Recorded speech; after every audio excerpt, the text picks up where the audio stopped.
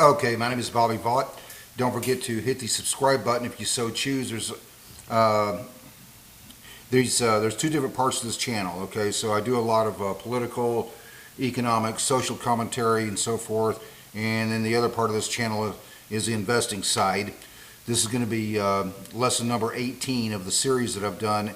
Everything you need to know to understand investing. Very heavy emphasis on the stock market. I'll put a link to lesson 1 in the description below. And if you're interested, and then each lesson has a link to the next one. So lesson 1 has a link to lesson 2, which has a link in the description to lesson 3, and so on and so forth. Make them all real easy to find. So this is lesson number 18. And it's been a while since I did 17, so probably got some catching up to do here. But today we're going to talk about a number called buyback yield. Okay, it's a very important thing to understand. So when you have a corporation, they have cash on the books. They have cash available. Investors don't really like to see that necessarily. They want to see you doing something with that cash. If a company has cash available, they want to see you, investors want to see that company doing something with it, put it to work, right? So there's three different things. There's only three things that a company can do with cash available. They can increase the dividend, good. They can do what's called a corporate buyback. They just buy back shares, good. They can also do strategic acquisition, maybe good. It depends on if the acquisition works out. There's only three things they can do with it, okay? The least speculative of those three things, in my opinion, is just increase the dividend. Good. You got cash on the books, well, increase the dividend, just increase what you're paying me here, all right? So the second thing, however, can also be very good. It's called a corporate buyback. You have a certain number of shares that exist. It's called shares outstanding, the number of shares out there that are available to be traded, basically. And if a company so chooses, they can issue more shares to raise capital, but that's not really what you want to see as an investor, because that dilutes the earnings per share. That dilutes the earnings of each share. So for example, if there's 10 million shares and they issue another, let's say 1 million shares, okay, so now there's 11 million shares, well, that's going to dilute the earnings by 10%. The opposite happens when a company does a corporate buyback. If they go from 10 million shares outstanding, for example, to let's say 9 million shares, then that increases the earnings of each share. That makes sense. There's fewer shares out there, so the earnings per share goes up. Okay, so we're going to talk about the second of those three things today, the corporate buyback. You love to see when a company is just increasing, or excuse me, decreasing the number of shares by just using that cash to buy back its own shares. Okay? All right, so understanding the buyback yield. To understand that number, we first have to understand market capitalization, which was covered in previous lessons. A market capitalization is basically just the number of shares outstanding times the price. Essentially, how much money you would need to buy every share that's available, assuming that all the shares were put on the market at once, which never happens. But how much money would you need to just completely buy up all the shares? That's market capitalization. Okay, so for example, if you wanted to buy up every share that's available of Apple, you would need approximately $4 trillion. Okay, so and assuming that all those shares went on the market, which they don't, but in any event, so that's the market capitalization. The buyback yield is the share repurchases. Again, you would rather see a company purchasing its own shares, just, that increases the earnings per share. You would rather see a company buying back its own shares rather than issuing more shares outstanding, which dilutes, that raises capital, but it also dilutes the earnings per share. Okay, so the buyback yield is very simply the share repurchases, if that's what a company is doing, divided by the market capitalization. How many shares is is the company buying back? It increases your earnings per share. All right.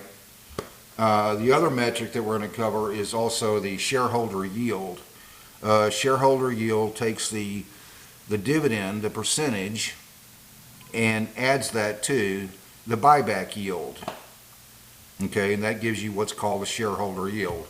So just for example, let's just look at a company that Elena and I own. Turn the camera around here, Primerica. I'm not directly affiliated with Primerica as an associate or anything, but we do own shares.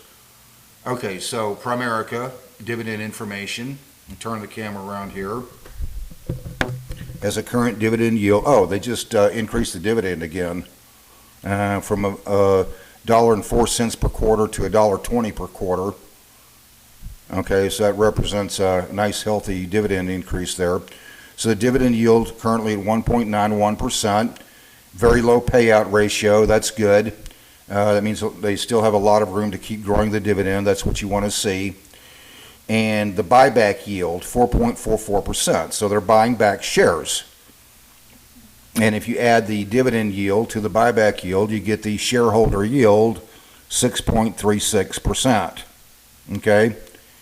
So, of course, all that has to be taken into context with all of the other things that we learned, especially back in lesson number 3 when we were talking about payout ratio and revenue growth and all of those other things. Okay, so this lesson is going to be pretty short today. There's not really a lot to cover here. Oh, by the way, that website is called stockanalysis.com, and you just go to it and you put in any company that you want. Go back to the beginning of that. So here's stockanalysis.com. Okay, I found this website to be very useful, and we'll just put in Primerica, ticker symbol PRI, and there it is. Okay, and here's the dividend information. Okay, and there's where we were just a few seconds ago. All right, so you want to see a company buying back shares, not issuing more, ideally. When they buy back shares, there's fewer shares outstanding, and so that increases your earnings per share. It's simple enough. Okay, so that's the buyback yield. You add the buyback yield to the dividend yield, or the current yield, and that gives you the shareholder yield. Okay? Okay, so like I said, this lesson is going to be pretty short. There's not really a lot to cover here. The bottom line is, here's what you need to know. There's only 3 things a company can do, just to kind of summarize again. There's only 3 things a company can do with cash on the books, and investors don't like to see cash just sitting there. They want to see the company doing something with it. 1, they can increase the dividend. They can also buy back shares. And the third thing they can do with that is what's called a strategic acquisition. All right. So you want to see a company buying back its shares and just taking them off the market, basically, decreasing the number of shares outstanding. That increases your earnings per share. That would be ideal. We're talking about the second of those 3 things here, the corporate buyback. Yeah, when you see a positive number like that, in this case 4.44%, that means, in this case, Primerica, they're buying back shares. Good. That's what you want to see. Okay? And so just, covering this again and kind of summarizing here, the buyback yield, you take the market capitalization. Well, first you take the number of shares that they're buying back, divide that by the market capitalization, that gives you the buyback yield. You add that to the current yield, the dividend yield, and that gives you the shareholder yield. Okay? All right. So like I said, this can be pretty short. Go back to lesson 1, and if you're new to this channel, go back to lesson 1 and just go through the whole thing. You will understand investing better than 99% of the people out there. And I try to do all of these lessons as best I can in a very generic way. Okay, so in other words, I don't know who could be, looking at these videos 10, 20, 30 years from now. I mean, of course, the numbers are going to change on every company, so I try to do this in a very generic way so that a person learning from these lessons knows what to look for, as opposed to me just saying, well, now I think you should buy this company because this, and this reason. I want you to be able to do that, and that's why I try to do these lessons in a very generic way, so even somebody, looking at these lessons 30 years from now could be able to look at it and know what to look for in the stock market. All right? Okay, so this lesson's pretty short. That was lesson 18. Don't forget to hit the subscribe button if you so choose. I'll put a link to lesson 1 in the description below, and then each lesson has a link to the next one. So lesson 1 has a link to lesson 2, which has a link to lesson 3, and so on and so forth. You'll understand investing better than 99% of the people out there if you just go through the whole thing. All right, so I'm going to leave it right there. Until next time, hope life is treating you well. You have a great day.